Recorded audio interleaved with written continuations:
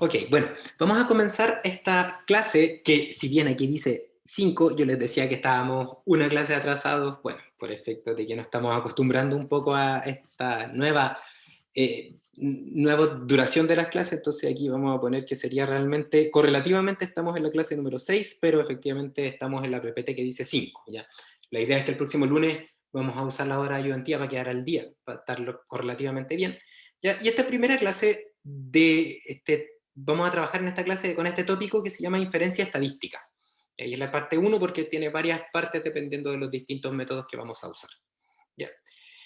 El objetivo de esto, ya, y que vamos a saber al tiro, vamos a recordar qué significa esta palabra inferencia, pero el objetivo de esta clase es básicamente comprender el concepto de inferencia. Ya es súper relevante esto, porque nos va a seguir desde ahora en adelante. ¿Ya? La inferencia es como una especie de bola de cristal, si quieren verlo, así. ¿Ya? La inferencia estadística nos va a permitir tomar decisiones, por lo tanto, la información que nos entrega es una información que es muy importante, que es muy fidedigna, que representa un sistema experimental y por lo tanto tiene que ver con las poblaciones. ¿Y por qué es una bola de cristal? Porque las poblaciones nunca las conocemos. Entonces, básicamente es como una ventana hacia allá. Entonces, para eso vamos a definir un concepto de inferencia, vamos a definir y caracterizar algo que es muy relevante que se llama estimador muestral, que en el libro guía del curso, que es el Montgomery en el Estadística para Experimentadores, ustedes pueden encontrar un capítulo completo de estimación muestral. ¿Ya? Comprender un concepto que también nos va a perseguir, que es el intervalo de confianza, que es una herramienta muy poderosa que nos permite acotar la información de un experimento y básicamente identificar en qué lugar está la población, que no queremos, que no la conocemos.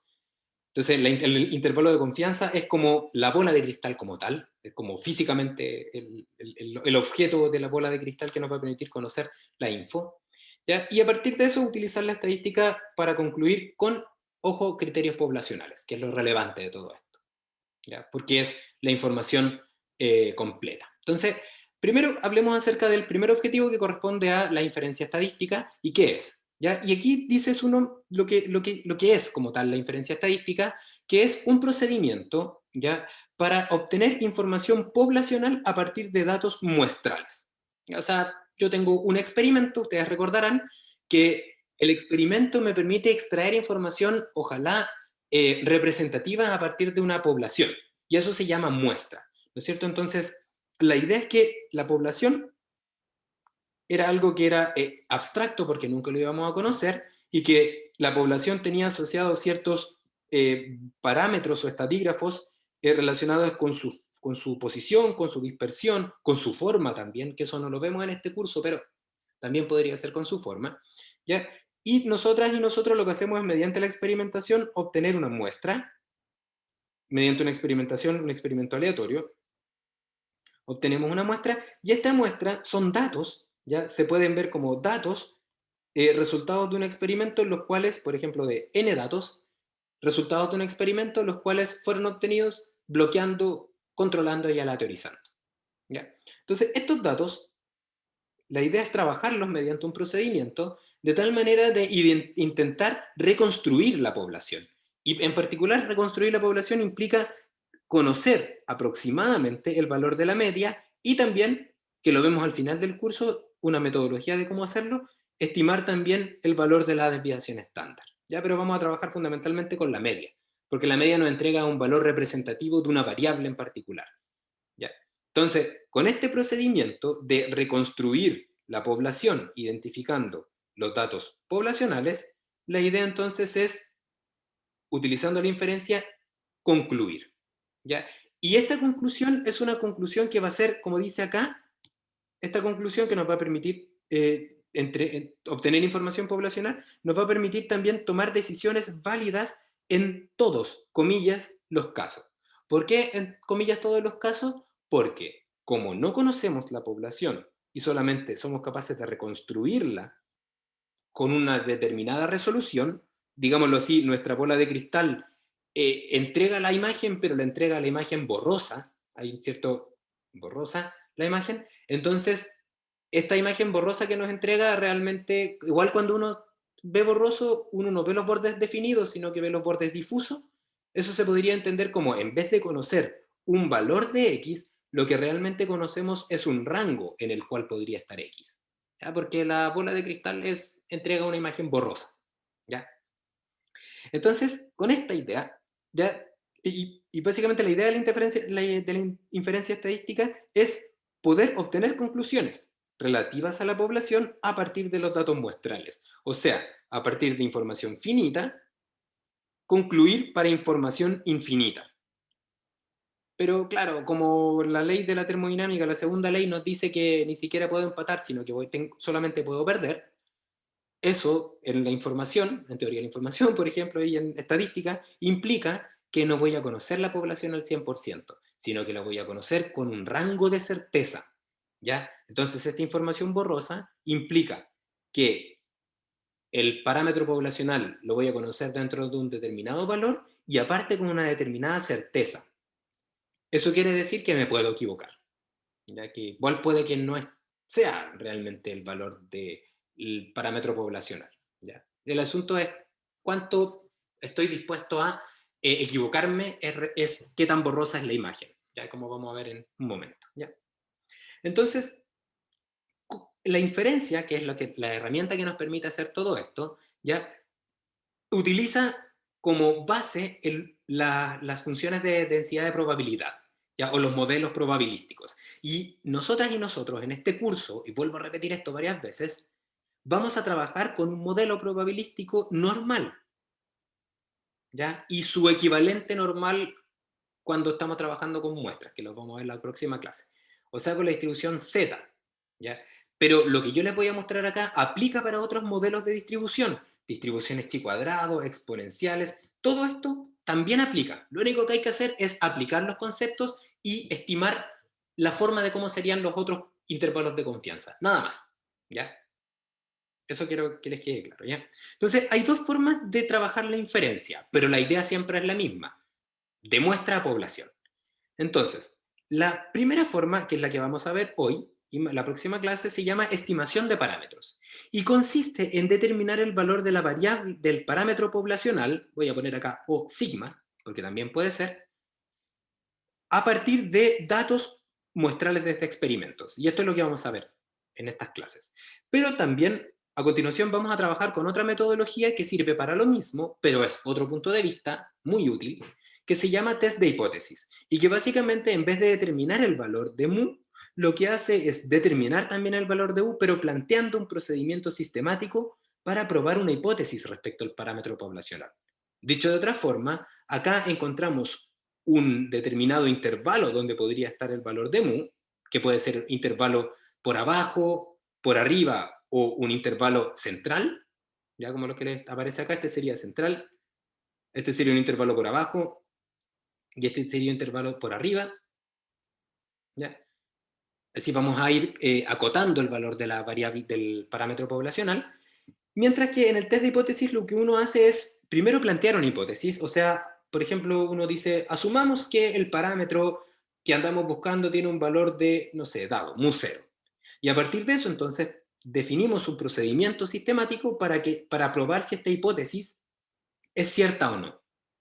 ¿Ya? Entonces, básicamente, acá obtenemos un lugar donde podría estar el parámetro poblacional y acá planteamos un procedimiento de hipótesis y luego comprobación de la hipótesis para ver si es que el valor que yo quiero, el valor que yo sospecho que es realmente. ¿Ya? Entonces, vamos a trabajar con estimación de parámetros. ¿Ya?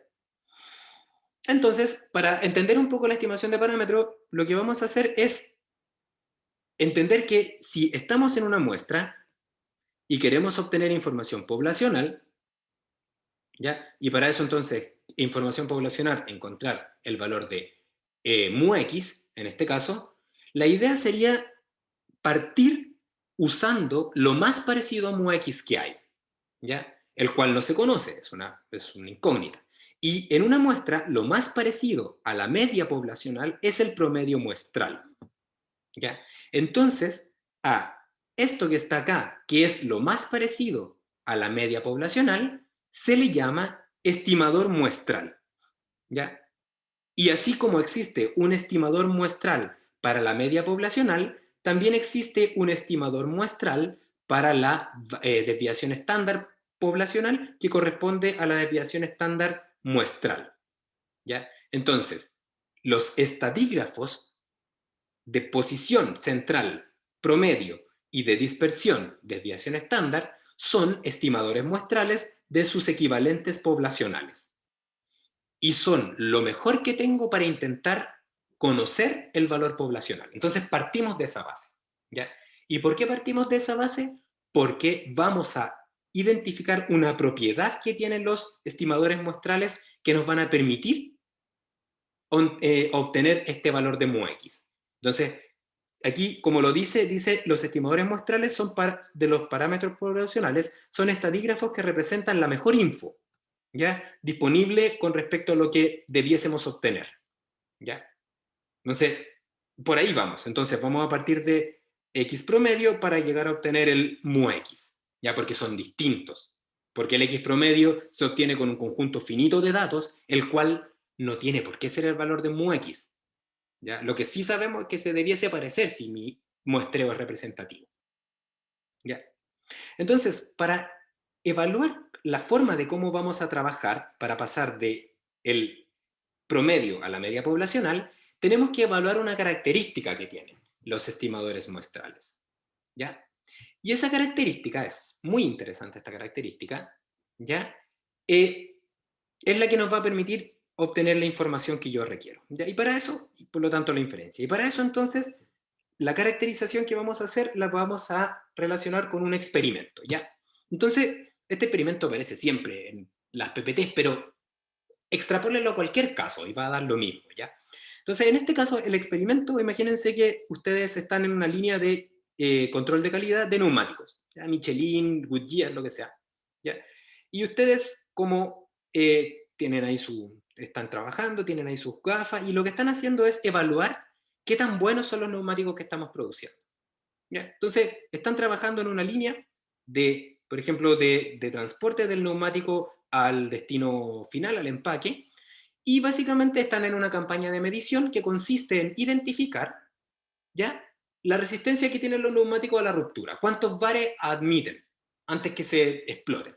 Entonces, como ese es el objetivo, entonces ustedes proponen una campaña de muestreo que consiste en, vamos a dibujar ahí un neumático, entonces aquí hay una línea de transporte de los neumáticos, y ustedes diseñan un experimento que consiste simplemente en cada 5 minutos sacar un neumático de una línea de producción, ¿ya? Y entonces a ese neumático, por ejemplo, este fue el neumático seleccionado, lo marco con verde, lo sacamos de la línea, lo llevamos a una cámara especial para que no lesione a nadie, le ponemos aire, y registramos la presión, por ejemplo en bar, en el cual el neumático falla catastróficamente y se rompe, ¿ya? Y lo hacemos durante mucho tiempo, y entonces eso lo transformamos en un histograma, y este histograma es el que ustedes están viendo acá, donde acá estaría la presión de ruptura del neumático, y acá estaría la frecuencia absoluta, ¿ya? Y básicamente esto es un histograma, por lo tanto es un estadígrafo de la parte de estadística descriptiva, y que vemos nosotros de acá que, por ejemplo, esto tiene una forma bien parecida a la normal, ya que acá podemos decir que la media de este neumático, de la ruptura del neumático, perdón, promedio, ya está como por, digámoslo así, 11 bar aproximadamente, y que tiene, bueno, una dispersión determinada. Ya la vamos a marcar porque la dispersión es relevante para lo que vamos a hacer. Aquí está así por este. Aquí está la dispersión. Entonces, de acá uno, claro, puede describir un determinado modelo de probabilidad, como lo que vimos en las clases anteriores, etc. ¿Ya? Entonces, hagamos lo siguiente, ¿ya? Y aquí es para ver porque lo que me interesa de todo esto, voy hacia allá, es evaluar qué característica tiene un estimador muestral, el promedio, obtenido con n datos. Entonces, si ustedes observan, esta variable la vamos a definir simplemente como x, ¿ya? El experimento que entrega la ruptura que va a ser x, ¿ya? Entonces, el promedio que obtuvieron, por ejemplo, con, no sé, imagínense que yo tengo 100 muestras, es x de n igual a 100 igual a 11 bar. Ese es el promedio, ¿ya? Y yo quiero saber qué característica, qué forma tiene o qué podemos sacar en limpio de este promedio, ya para intentar luego relacionarlo con la media de x, ¿ya? Entonces, para eso, uno puede hacer el siguiente experimento mental. Tomar todos los datos originales, los datos azules, que son los X, ya que tengo 100 datos, desde el X1 hasta el X100, y de manera azarosa, tomar dos datos y sacar un promedio. Por ejemplo, tomar el dato 1 y tomar el dato X del experimento número 27. Y de manera azarosa estos dos datos. Y a partir de eso, sacar un promedio. X con promedio con dos datos. ¿Ya? Y luego hacer lo mismo con el siguiente par de datos, por ejemplo, con el X2 y el X58, y volver a hacer lo mismo. Y a partir de eso, sacar otro promedio, con dos datos.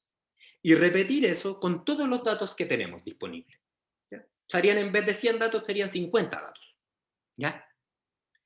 Y en vez de ahora hacer un histograma con los valores originales, hacer un histograma con los promedios obtenidos con estos dos datos. Entonces sería acá el promedio 1, el promedio 2, y así hasta el promedio 50.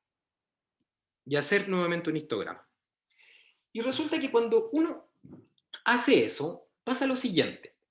El histograma de estos promedios ahora con dos datos, X2 promedio, tiene la misma forma que el histograma original. O sea, el histograma de los promedios tiene la misma forma que el histograma de los datos originales. ¿Ya? El histograma. ¿Ya? Los dos histogramas tienen la misma forma. Aparte, si observan, el histograma tiene el mismo centro. ¿Ya? Entonces, este histograma, digámoslo así, el promedio de los 100 datos es igual al promedio obtenido con los promedios de los dos datos. ¿Ya? Porque está centrado en el mismo lugar. Y de hecho no es muy difícil probarlo. Lo único que tendrían que hacer es sumar acá estos datos, y aquí lo que va a aparecer es que como estos son promedios de estos mismos datos que están acá, al final va a aparecer la misma ecuación de los promedios. Sí, vamos a decir lo mismo. Pero resulta, ¿ya?, que como si pudiésemos ir recapitulando, la forma del histograma de X se mantiene respecto al X promedio. En este caso, con dos datos, con tres datos, siempre se va a mantener. También se llega a una conclusión, y es que el centro del histograma original se mantiene con respecto al centro del histograma obtenido con promedios. Pero resulta que lo que es de esperar es que cuando nosotras o nosotros tomamos dos puntos originales, por ejemplo, ese que le llamábamos X1 y este que le llamábamos X27, cuando promediamos esos dos datos, el valor que nos entrega el promedio, el X2, está a la izquierda del más grande y a la derecha del más chico. O sea, por ejemplo, acá. Ese sería nuestro X promedio obtenido con los dos primeros datos. ¿Ya? Y si toman cualquier par de valores azules, ¿ya?, por ejemplo, el X, vamos a poner que acá justamente estaba el X2 y acá estaba el X58, y calculan un promedio, lo que van a tener es algo que está siempre entre medio de esos dos, porque los promedios son los centros, ¿no es cierto? Entonces, cuando graficamos esto, en el histograma resulta que, vamos a ponerlo con el mismo, resulta que la dispersión del histograma de X es mayor que la dispersión del histograma cuando hacemos los promedios. ¿Ya? Y esto es súper relevante porque esto es lo que nos permite hacer una extrapolación. ¿Ya? Esto se llama teorema del límite central también. ¿Ya? Al igual que en el otro caso, voy a mover esto para acá arriba, ya, para poder hacer lo que quiero mostrarle. Perdón. Ahí sí. Ahí estamos. Entonces, si ahora decimos, ya, pero como los histogramas los pudimos relacionar con las distribuciones de probabilidad, lo mismo podemos hacer acá. Solamente lo que tenemos que hacer es tirar a n infinito. ¿Ya? O sea, sacar infinitas datos. ¿Ya? Pero para evitar el abuso de notación, vamos a poner esto. N tendiendo a infinito. Ya, en el sentido de n tendiendo a infinito, n va a ser el número total de datos, 100 en este caso, 1000, y el n minúscula va a ser los promedios que hago para sacar el histograma rojo. Ya, son un poco distintos. Entonces, cuando veo las cosas desde el punto de vista de la población, me doy cuenta que la PDF, la distribución de probabilidad, la forma de la distribución de probabilidad de X es equivalente a la forma de la distribución de probabilidad de los promedios.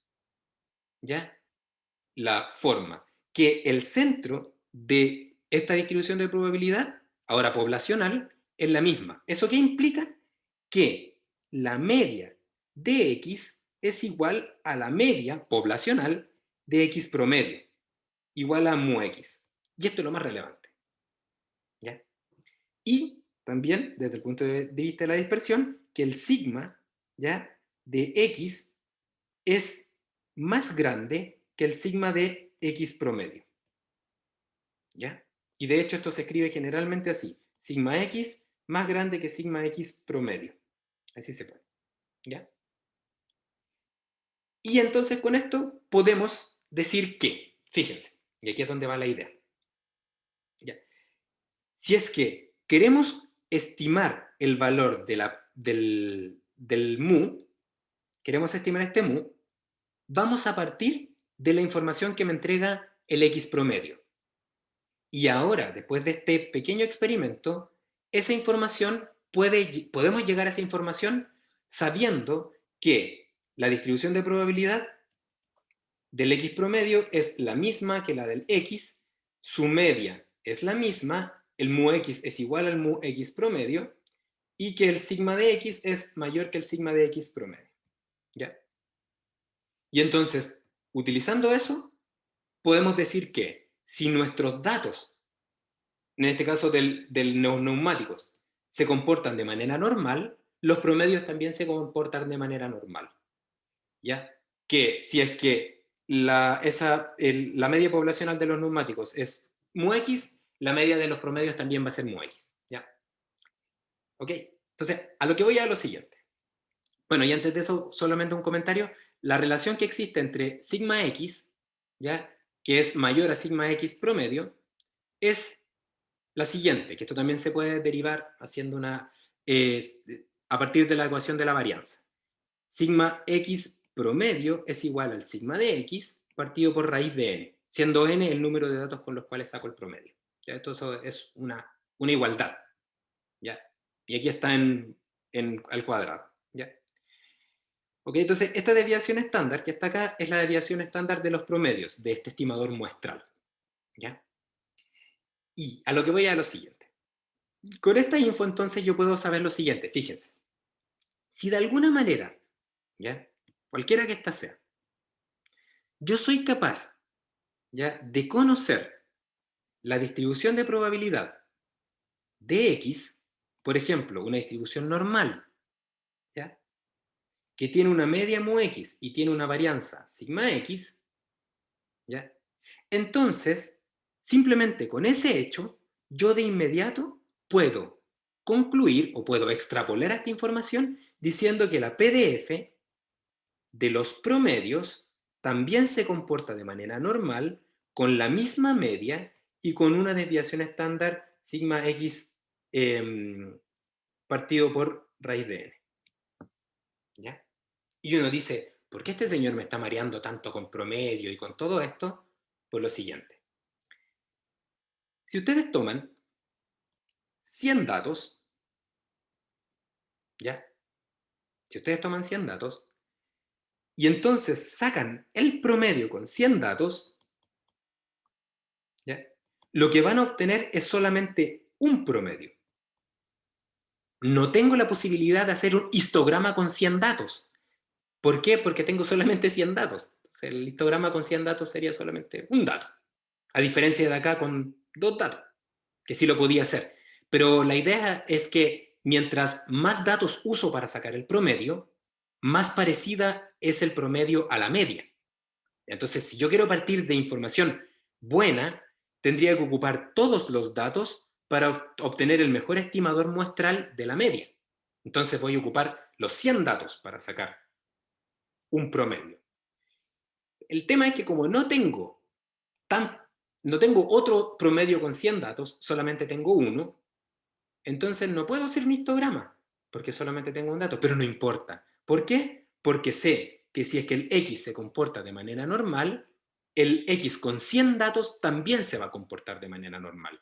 Y de hecho, se va a comportar de manera normal manteniendo el valor del promedio, de la media poblacional de los datos originales y disminuyendo su desviación estándar en raíz de 100. ¿Ya? Entonces, con eso puedo hacer muchísimas cosas. ¿Ya? Porque sé cómo se distribuye o cómo se comporta poblacionalmente un estimador muestral que es el más parecido a la media poblacional, y de esa forma entonces puedo intentar inferir a partir de este dato muestral el valor de la información poblacional. ¿Ya? Y eso es la idea de lo que les quiero mostrar. ¿Ya? Entonces, en síntesis, para que les quede la idea, el X promedio se va a distribuir si es que el valor de X se distribuye de manera normal, con una media y con una desviación estándar.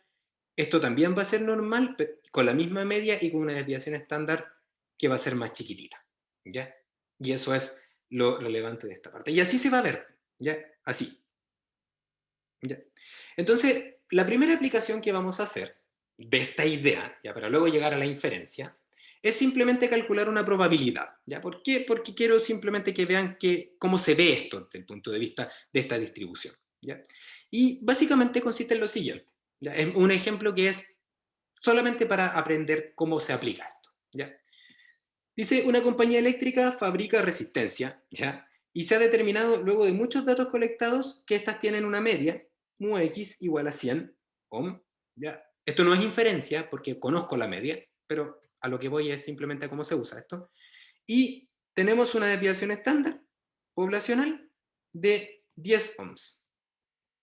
Y a partir de eso nos preguntan, ¿cuál es la probabilidad de que una muestra obtenida con 25 datos tenga un promedio menor o igual a 95 ohms? ¿Ya?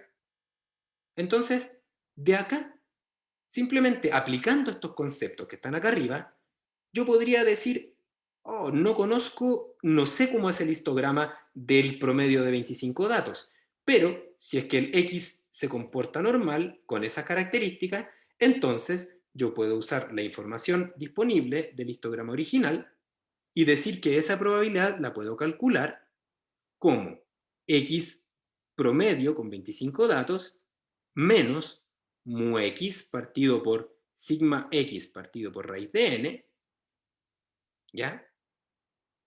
Y eso va a ser menor o igual a S95 menos mu X partido por sigma de X partido por raíz de n, y esto correspondería a la función Z. ¿Ya? Y este valor sería 100, y este valor sería 10 partido por raíz de 25. ¿Ya? Y simplemente así podría entonces calcular esa probabilidad, en definitiva.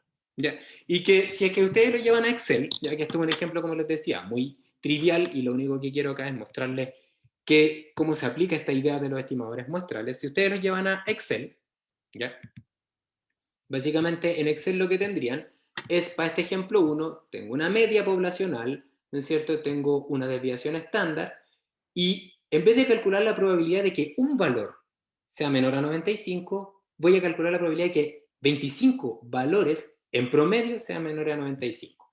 Entonces, para eso uno definiría un z límite, ¿no es cierto? Que sería básicamente, voy a ponerlo acá para poder hacerlo bien, sería el z límite, que sería este que estoy mostrándole acá, que es el sigma partido por raíz de 25. Entonces tendríamos el sigma del X promedio con 25 datos, que sería el sigma original dividido por raíz de 25. O sea, sería esa nueva desviación estándar. Entonces, a partir de eso, yo calcularía la probabilidad para un promedio, no para un valor, para un promedio. Que eso es lo que yo quiero que sepan, vean la diferencia. Entonces, el límite ya superior para en Z sería el valor del 95 menos el mu X partido por el sigma partido por raíz de n, que sería menos 2,5. Y a partir de eso, entonces, calcularíamos la probabilidad de que z sea menor a z superior, como, aquí sería la distribución normal, distribución punto normal, estándar, distribución normal estándar, ¿ya? Donde tendríamos que poner el valor de z, que sería menos 2,5, punto y coma acumulado, en este caso verdadero, ¿ya? Entonces aquí estaría que la probabilidad es súper chiquitita, ¿ya? Es un 1%, 0,6%. Profe, ¿cómo sacó el sigma X y luego el sigma XN? El sigma X es un valor, ya simplemente es un valor que aparece, es un valor dado. Ya en la descripción del problema dice ahí que es un valor igual a 10, simplemente. Y el sigma de xn es aplicando este teorema que les comentaba, el teorema del límite central, que dice que el valor de x, el valor de sigma x promedio es el valor de sigma x partido por raíz de n. Entonces, ese valor sería 10 partido por raíz de 25. ¿Ya? Que Ya, perfecto. básicamente, sí, es para mostrarles cuál es la diferencia. Que si yo calculo probabilidades, ¿ya? Con x, entonces uso el sigma de x. Pero cuando yo calculo probabilidades con x promedio, entonces uso el sigma de x promedio. Eso es. ¿Ya? Entonces, fíjense, si de hecho podemos hacer, miren, voy a mostrarles. Esta probabilidad corresponde a la probabilidad, lo voy a anotar acá, la probabilidad de que un promedio de 25 datos sea menor a 95 ohms. Pero si ustedes quieren calcular, por ejemplo, la probabilidad de que un dato, no un promedio de 25 datos, sea menor a 95 ohms, entonces lo que habría que hacer sería calcular el límite superior, pero ahora sería el valor de 95 menos la media, pero ahora en vez de partido por sigma raíz de x, sería partido por sigma. Perdón, en vez de sigma partido por raíz de n, por sigma simplemente. ¿Por qué por sigma? Porque voy a calcular la probabilidad de x, no de x promedio. Y en este caso el límite superior es menos 0,5, ¿ya? Y entonces voy a poner acá simplemente la probabilidad, voy a copiarlo, la probabilidad de que el valor de x, ya no de x promedio, de x, sea menor a 95 ohms, sería el inverso de la distribución normal, distribución inverso, no, perdón, la distribución sería distribución punto normal, estándar, y ahora en vez de ser de menos 2,5, de 0,5, acumulado sería verdadero. Y ahora fíjense que cambia, el valor es de un 30%. ¿Por qué? Porque claro, si yo estoy sacando datos y no los estoy promediando, es más probable que encuentre datos que sean menor a 95, que si en vez de eso saco datos y los promedio previamente, entonces claramente, si por ejemplo hay algunos datos menor a 95 y más datos mayor a 95, entonces ese valor va a caer por encima del 95 cuando saco promedios, ¿ya? Y eso es consecuencia de disminuir la dispersión de la distribución de probabilidad, ¿ya? Entonces, dejando de lado un poco, que luego les comparto este Excel, pero dejando de lado un poco el cálculo, lo interesante de esto, ¿ya? Es lo que podemos verlo, por ejemplo, gráficamente. Ya que, denme un segundo, ahí sí. Que en el caso, por ejemplo, de la primera resolución, lo que hicimos fue, puesto que tanto el promedio como el valor de x tienen la misma media, puedo usar entonces la misma media que era 100, lo que hago entonces es, para calcular la probabilidad con un promedio, es usar esta distribución que es más angosta. Y entonces me dio que el z del x promedio superior, equivalente a los 95 ohms, era menos 2,5. ¿Ya? Entonces estoy acá. Y efectivamente esa área que es más chiquitita, me dio que era de 0,62%. ¿Ya? Esa es la probabilidad de que 25 datos en promedio sean menores a 95 ohms. Pero si es que ocupo la distribución original, que tiene una media, o sea, una dispersión más ancha, entonces, claro, el valor del 95, que puede estar aquí mismo, por ejemplo, 95, ahora tiene toda esa área, y esa área de hecho es un 30%. ¿Ya? Y desde el punto de vista del muestreo de una persona que esté sacando datos, si se imaginan que una persona saca 25 datos y los promedia, y ese es el valor que reporta, entonces ese valor que reporta va a ser menos veces menor a 95 que si reportara los 25 datos sin promediarlo. Por eso entonces esta probabilidad es mayor que esta. ¿Ya? Y la relación que hay para calcularla está fundamentalmente relacionada con el ancho de la distribución de probabilidad, lo que es lo mismo con el sigma del X promedio, que es más chico. Profe, Dígame, en el no veo que Excel, me está ¿cómo hablando. sacó el límite superior de, no del conjunto de datos, no del promedio de datos, sino del dato? De la misma forma, siempre se calcula igual. Ya, esto es una buena pregunta y se lo muestro. Porque como se distribuye de manera normal, ya, pero déjeme, mejor lo que voy a hacer es mostrarle una... Dame un segundo que estoy sacando cosas de la pantalla para que yo pueda tener espacio. Ya, entonces, muy rápido. Página después. Muy rapidísimo para poder seguir avanzando. Z siempre va a ser la variable menos su media partido por su desviación estándar. Si la variable es x, entonces es mu de x y tengo sigma de x. Si la variable, por otro Z lado, es la distribución el normal. superior. No, z es la variable de que Ah, se ya, distribuye sí. normalmente, pero adimensionalizada. ¿Ya? El límite superior sería reemplazando aquí el límite superior.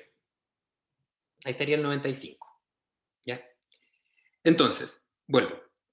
Si es que en vez de estar calculando la variable adimensionalizada del x, estoy del x promedio, entonces aquí le pongo un promedio, el mu de x promedio, que es igual al mu de x, y acá estaría el x promedio.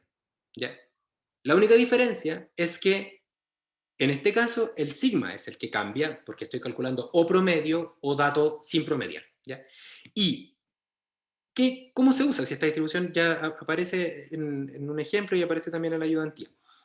Cuando yo quiero calcular la probabilidad, por ejemplo, de que x sea menor o igual a 95, ya, como es el caso, lo que hago es transformar esto en distribución z. Y para eso, chum, muevo para los lados, ya, y digo, voy a ocupar mejor la adimensionalización de z, entonces digo, resto por mu x y divido por sigma x, y acá vuelvo a hacer lo mismo, porque tengo que restar a ambos lados de la desigualdad. Entonces resto por mu x y divido por sigma x. ¿Cachai? Y esto era 100 y esto era 10. Y ahí calculo el límite superior. Y esto es z, porque esa es su definición. Y si quiero calcular lo mismo pero con los promedios, entonces acá le pongo un promedio, acá le pongo un promedio y acá le pongo un promedio, lo que implica que eso es 10 partido por raíz de n. Porque estoy haciendo un cálculo con la probabilidad para promedios, no para valores sin promediar, ¿ya? Y la verdad es que se usa poco esto de la probabilidad de los promedios, pero necesito mostrárselo para que se entienda hacia dónde voy, ¿ya? Que si quiero calcular o si quiero usar un modelo de probabilidad, ¿ya? Un modelo de probabilidad para los promedios, entonces tengo que usar su desviación estándar, que es la desviación estándar partido por raíz de n. Y el resto se mantiene igual. El modelo de probabilidad mantiene su media y mantiene su forma, ¿ya? Entonces, ¿por qué les cuento esto? Que aunque no se usa, el cálculo de la probabilidad tiene su aplicación acá como más, para entender que básicamente el z sigue siendo lo mismo. Lo único que uno hace es dividir por un valor distinto, porque es la desviación estándar del promedio. Entonces, ¿por qué les cuento todo esto? Porque aparte de calcular probabilidades, uno puede hacer otras cosas, ¿ya? Y es hacia allá donde vamos, ¿ya? Porque recuerden, nuestro leitmotiv, nuestro objetivo, es identificar el valor de la media. Entonces usted podría decirme, pero este señor, ¿por qué me está metiendo probabilidades? Porque para allá voy, ¿ya? pero le tengo que contar el cuento completo, ¿ya? Entonces, el cuento completo sigue así, ¿ya? Aparte de calcular probabilidades, ya por ejemplo la probabilidad de que X tenga un determinado valor, menor a 95, menor a A, lo que yo puedo hacer también, y ustedes pueden revisar PPT anteriores, lo que yo puedo también hacer es identificar el valor de X que limita un determinado porcentaje de datos, un beta por ciento de los datos más probables. ¿Ya? Y eso no es muy difícil de hacer. De hecho, yo les había comentado que si uno define una nomenclatura que dice que z de 1 menos alfa es igual al valor, el z de 1 menos alfa es igual al valor de z, tal que, lo voy a hacer bien, aquí, lo voy a poner más abajito. Si uno define el z de 1 menos alfa, como el valor que cuando yo calculo la probabilidad de que z sea menor o igual a ese límite, eso va a ser igual a 1 menos alfa, ¿ya? O sea, el límite tal que hacia la derecha hay un área de 1 menos alfa, ¿ya? Eso es la definición. Entonces, yo puedo calcular este límite del beta por ciento de los datos más probables. ¿Cómo? Voy a sacar esto de acá porque esto estaba también en la otra PPT. ¿Cómo? Básicamente lo que tendría que hacer es identificar que los datos más probables están alrededor de el mu-x, porque es una distribución normal. Y los datos más probables son aquellos que están encerrados en esa área azul y que están delimitados por este rango. X low y X up, perdón, y X low. ¿Ya? Ahí está el rango final. Entonces, yo puedo identificar estos datos más probables, estos límites, pero como es difícil hacerlo en X, es mejor hacerlos en Z. ¿Ya? Entonces, para eso, lo que hago es transformar esto en variable Z, ¿ya? Y a partir de eso, esto me queda centrado en 0, y este se llama ZUp, y este se llama ZLow. ¿Ya? Y ahora, este ZUp es aquel valor tal que encierra una probabilidad hacia la izquierda. Y esa probabilidad es, fíjense, si esto es beta y beta más alfa es igual a 1, lo que es lo mismo entonces que beta es 1 menos alfa, ¿ya?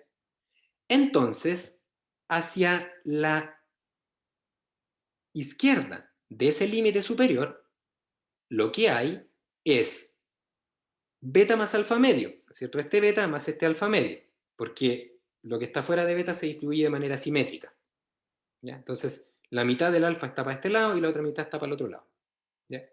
Y entonces todo lo que hay allá sería beta más alfa medios, esa área hacia allá. Y eso es igual a 1 menos alfa medios.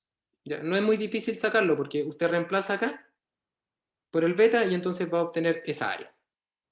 Entonces ese ZUp es igual a z de 1 menos alfa medios. O sea, el valor de z que la probabilidad hacia la izquierda es 1 menos alfa medio. ¿Ya? Y como la distribución es simétrica, entonces si hacia la derecha de este ZUp hay alfa medios, hacia la izquierda de menos ZUp hay alfa medios. O sea, este valor es menos z de 1 menos alfa medios. ¿Ya? Esos son propiedades de la distribución Z que la vimos cuando estuvimos revisando esto. Y básicamente eso que implica, ¿ya? Que el beta por ciento de los datos están encerrados en un intervalo que está entre menos z de 1 menos alfa medios y z de 1 menos alfa medios. ¿Ya? Así se ve eso. ¿Ya? Entonces uno dice, porque este señor me está contando de nuevo esto, y tiene un motivo. ¿Ya? Pero ahí nuevamente se llama. Entonces ese intervalo se puede ver así, menos z de 1 menos alfa medios, menor o igual a z, menor o igual a z de 1 menos alfa medio. Y acá, esto tiene una forma, y es x menos mu partido por sigma. Y entonces de acá fíjese que lo que yo puedo hacer es despejar. ¿Ya? Z de 1 menos alfa medio. Y cuando yo despejo todo esto, ustedes recordarán que el despeje de esto era simplemente para obtener el límite de los x. Y el límite de los x era básicamente al final que daba mu x menos z de 1 menos alfa medio por sigma de x menor o igual a x menor o igual a lo mismo, más ese mismo cálculo. Alfa medio por sigma de x. ¿Ya? Eso es lo que obtuvimos la vez pasada, y ese límite me permite, por ejemplo, identificar datos anómalos, ya que eso lo vimos en la clase pasada. Entonces, este se llama intervalo de confianza. Pero este intervalo de confianza es el intervalo de confianza del valor de x. ¿Ya? Y el intervalo de confianza del beta por ciento de los datos más probables. Y si observan, este intervalo de confianza se obtuvo despejando x. ¿Ya? Yo lo obtuve despejando x. ¿Ya? Y siguiendo la misma lógica, ¿ya? Y de hecho fíjense que lo que voy a hacer es que voy a copiar esto que está acá. Voy a poner copiar. Le voy a poner ahora pegar. Ahí está, es el mismo. Entonces, ahora yo podría hacer otra cosa con este intervalo de confianza y preguntarme, ¿qué pasa si ahora, en vez de trabajar con los datos crudos, trabajo con los promedios? ¿Cambiará en algo todo esto? Y la verdad es que no, pues porque como yo les había contado y les mostré en el Excel, si x se distribuye como una z, x promedio también. Lo único que hay que hacer es cambiar los parámetros. En este caso sería acá un promedio, y acá tengo raíz de n, y acá tengo raíz de n. Y sigue siendo lo mismo. ¿Ya? Ahora, ¿por qué le cuento esto? Porque si bien yo puedo calcular el límite de los promedios, que sería este pedacito que está acá estaría x promedio, y acá estaría x promedio, lo que yo puedo hacer también es usar este intervalo de confianza para otra cosa, para una cosa predictiva. Imagínense por un momento que de mi muestra yo sí conozco su promedio y por alguna razón, ya que luego vamos a levantar ese supuesto, pero esto va a ser en la siguiente clase, también conozco sigma. Lo conozco porque sé la dispersión de los datos de manera histórica. Si ese es el caso, este intervalo tiene como única incógnita el valor de la media poblacional.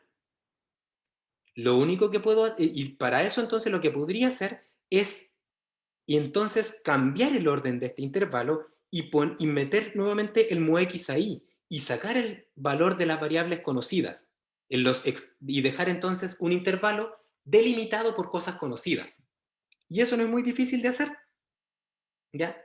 Para eso, y aquí está de hecho más bonito si quieren, ese promedio que es conocido con este sigma de x promedio, que también es conocido, que ojo, es sigma de x partido por raíz de n, se puede entonces despejar, ¿ya? Y entonces despejaríamos. Pero ahora vamos a despejar mu x. ¿Por qué? Porque mu x es el que no conocemos. En cambio, lo otro ya lo conocemos. Y la forma de cómo lo despejaríamos, entonces, sería básicamente tomar este x, tirarlo hacia los lados y meter el mu x para adentro. Y cuando lo despejamos, pasa lo siguiente. Pasa que tenemos el mu x encasillado ahora en un x promedio menos z de 1 menos alfa medios por sigma de x partido por raíz de n, que es lo mismo que este que está acá, y acá tendríamos x promedio más z de 1 menos alfa medio por sigma de x partido por raíz de n. Y si observan lo que acabo de hacer con esto, que es un despeje que es bastante sencillo de hecho, que no tiene ninguna gracia, excepto por el hecho de que ahora tenemos un intervalo que acota el valor de la media poblacional, el cual se puede calcular si es que conocemos el promedio muestral, con n datos, lo conocemos súper bien, el valor del n, que son n datos, y eso sí, tenemos que conocer el valor de la desviación estándar poblacional. Pero si la conocemos, entonces podemos decir que esto es una herramienta de inferencia porque acota en un límite, en un rango definido, el valor de la media poblacional con, en este caso, un beta por ciento de certeza. ¿Ya? Y este, que está acá, se llama intervalo de confianza predictivo. Así se llama. ¿Ya? Y, claro, también lo podemos escribir como más compacto con un más menos. ¿Ya? Porque si se fijan, acá está el menos está a la izquierda y el más está a la derecha y es lo mismo. Entonces podemos ese intervalo también describirlo como el mu x que pertenece a ese límite inferior y límite superior. Entonces, este primer resultado, ¿ya? Se llama intervalo de confianza también, predictivo.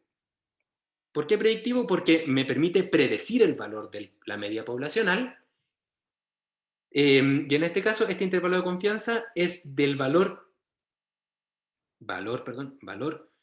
de mu x más probable con un beta por ciento de certeza. ¿Ya? Así, ese sería el primer intervalo de confianza. Entonces, de un experimento, si conozco su promedio y de alguna manera soy capaz de calcular su varianza poblacional y por lo tanto su desviación estándar, puedo calcular un intervalo de confianza predictivo. Eso es la relación que hay. ¿Ya? ¿Y qué significa esto? Significa que si bien no conocemos la población original, sabemos que esta población, que debiese estar centrada en mu x, no conocemos cuál es, sabemos que esa población tiene un límite inferior donde va a estar centrado, que va a ser el límite inferior del intervalo de confianza, y no va a ser más allá de esta población que está acá.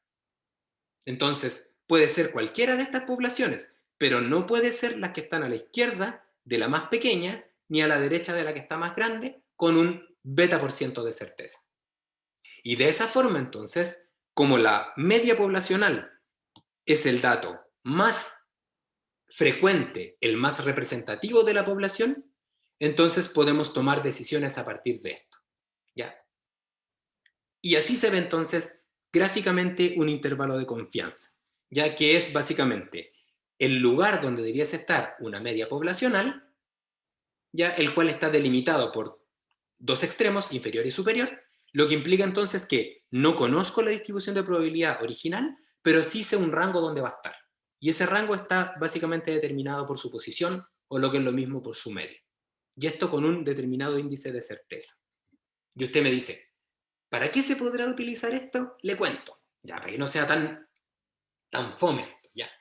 Entonces, el ejemplo que aparece acá trata de lo siguiente, ¿ya? El ejemplo que aparece acá dice así, dice, tenemos un artículo ya de un journal, esto es súper antiguo, del año 74, pero es básicamente el que está acá en la PPT y sirve para un primer ejemplo. Ya, describe un nuevo método para medir la conductividad térmica de un acero determinado. ¿Ya? Y para eso usa como método experimental un fluido a 100 Fahrenheit y una fuente de poder determinada. ¿Ya? Y a partir de eso, los experimentadores describen un conjunto de experimentos y las correspondientes salidas del experimento, los resultados experimentales que corresponden a las conductividades térmicas del acero medidas, K medidas. ¿Ya? Por ejemplo, aquí aparece en unidades de watt partido por metro Kelvin. ¿Ya? Entonces, estos valores medidos dice que si se sabe que el experimento ya tiene una desviación estándar poblacional, tenemos que darnos esa desviación estándar primero, ya después vamos a ver cómo lo sacamos, de 0,25, o sea, el sigma de K es igual a 0,25 en las mismas unidades, watt metro Kelvin. Nos preguntan qué podríamos inferir de los datos si se sabe que el acero tiene una conductividad térmica reportada de 42,8 más menos 0,3, o sea, de 42,5, esa sería la conductividad reportada del acero, hasta 43,1 en watt partido por metro Kelvin. ¿Ya? Entonces, básicamente, lo que podríamos preguntarnos para resolver este interrogante es: el valor de la conductividad térmica de nuestro experimento, ¿ya? ¿Se parece al valor de la conductividad térmica real? Voy a poner acá. ¿Se parece al K real? ¿O no? Y para eso tendríamos que calcular la media, pero no la conocemos. Pero sí conocemos el intervalo de confianza. ¿Y cómo calcularíamos el intervalo de confianza? Si, por ejemplo, nos damos un índice de certeza del 95%, que sería nuestro beta, eso implica que alfa sería igual a 5%, entonces podríamos decir que la media poblacional de la conductividad térmica medida va a ser igual al promedio experimental más menos z de 1 menos 0.05 partido por 2 por el sigma de k partido por raíz de, en este caso tenemos 1, 2, 3, 4, 5, 6, 7, 8, 9, 10. 10 experimentos. ¿Ya? Y eso entonces lo podríamos calcular en el Excel. Entonces en el Excel, le voy a mostrar ahora la segunda pantalla. Aquí estoy. En esta segunda pantalla, aquí están los datos. ¿Ya?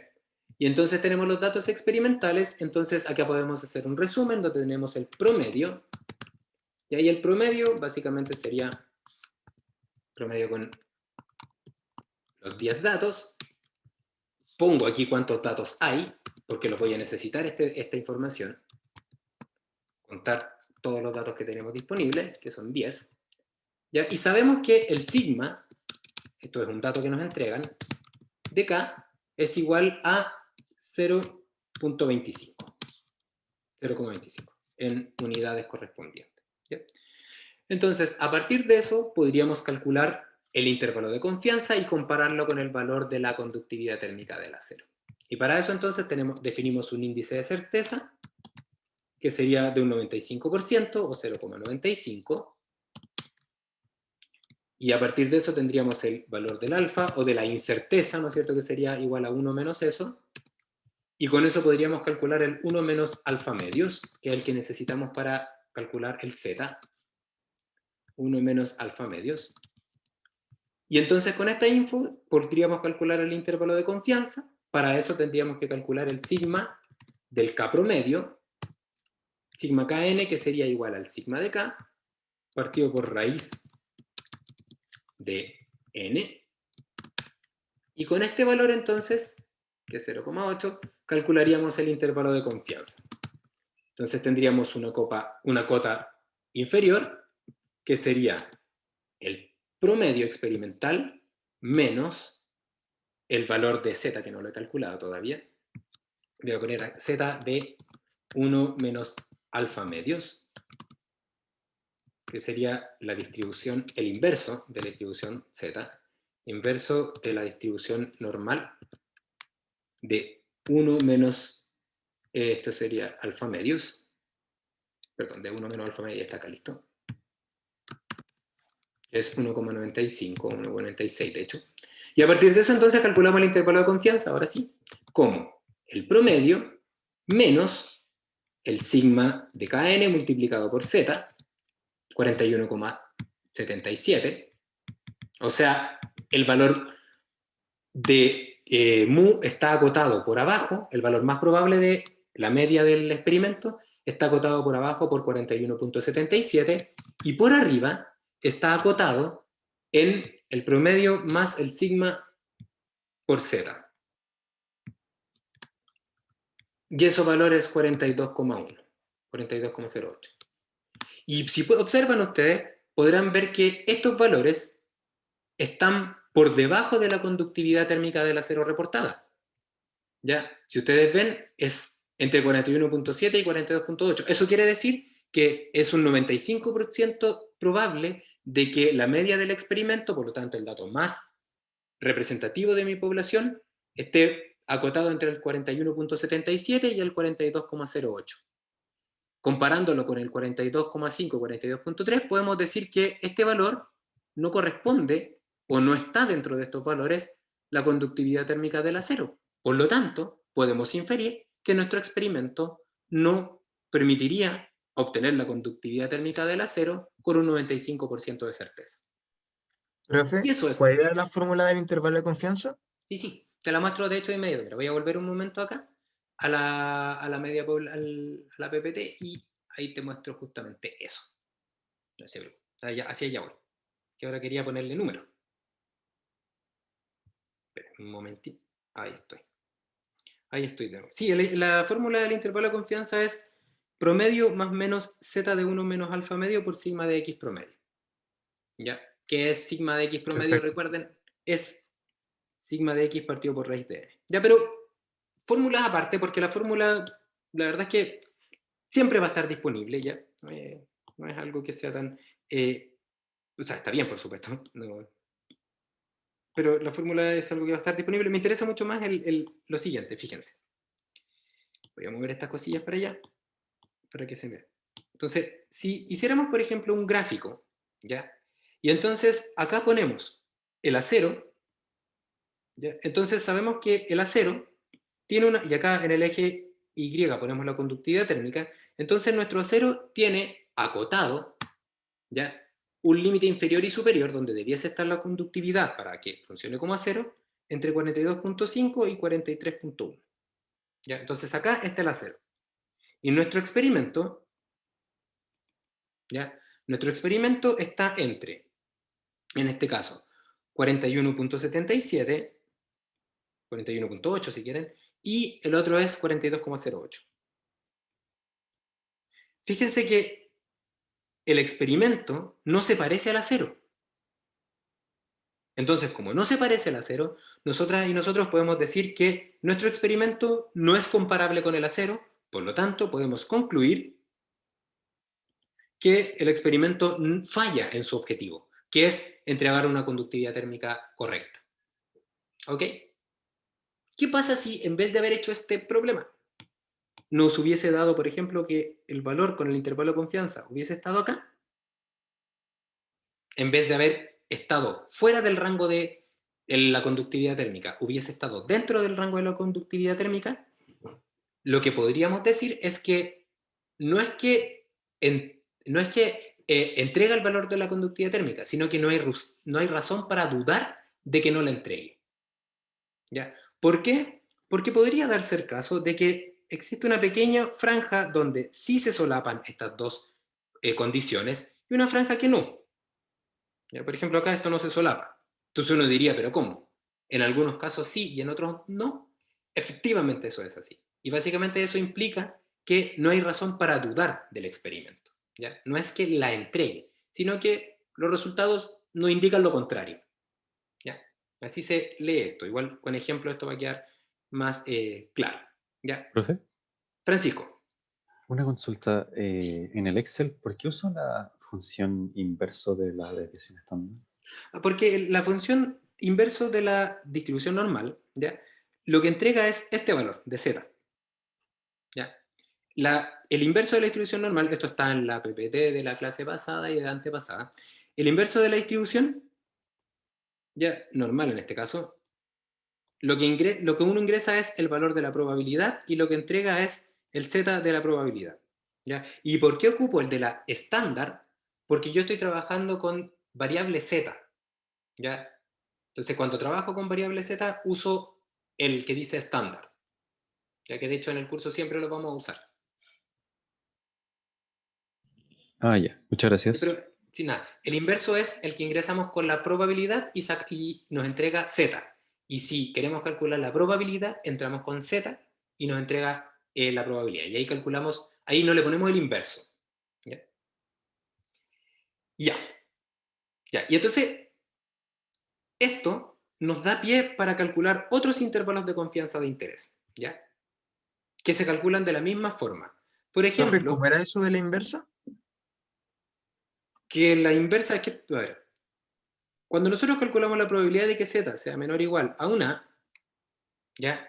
Entonces calculamos esta probabilidad con la distribución de probabilidad, en este caso distribución normal, ¿ya? Y entramos con el límite superior y lo que nos entrega es el área, que es igual a la probabilidad, ¿ya? Pero si yo en vez de eso quiero calcular el valor de z de 1 menos alfa medios, ¿ya? ¿Qué hace que la probabilidad hacia la derecha, o sea, a la izquierda, perdón, sea un valor? Entonces tengo que entrar con probabilidad y salgo con z. Acá, al revés, entro con z y salgo con probabilidad.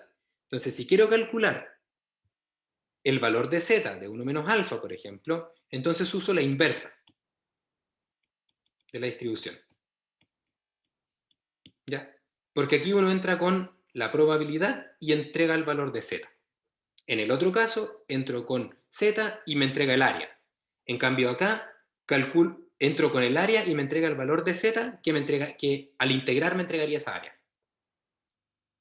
¿Ya? ¿Y por qué lo uso? Porque lo que estoy sacando, porque estoy trabajando en este intervalo, en este rango. ¿Ya? estoy viendo las cosas en el eje X, no en el eje de las áreas. Por eso necesito el valor de Z. ¿Ya? Igual si tienen dudas con esto, les pido porfa que revisen la última parte de la clase de distribución normal, donde vimos esta parte. ¿Ya? Para que vean cuál es la diferencia entre el inverso y el valor del cálculo de la probabilidad, ya para que se hagan una idea. ¿Ya? Porque de ahora en adelante esto va a ser usado simplemente. Entonces, para que más o menos lo manejen. Ya, entonces, bueno, por efecto de tiempo son las 12:05. Ya, entonces, bueno, dejaremos hasta acá y el lunes vamos a seguir con esto, más la distribución T. Ya, si les queda duda con esto, les pido que echen una mirada en las PPT anteriores, donde se habla justamente acerca de la distribución acumulada, la distribución inversa, ¿ya? Y cómo eso se implementa en Excel, ¿ya? Porque ahí están definidas las funciones. Yo les voy a subir en un momento estas anotaciones más el Excel, ya para que lo tengan y lo puedan revisar con calma. ¿Ya? Les doy las gracias por su asistencia, por su participación, por sus preguntas y nos veremos el próximo lunes. Ya. Que estén muy bien. Chao, profe. Chao, profe. Chao, profe, nos vemos.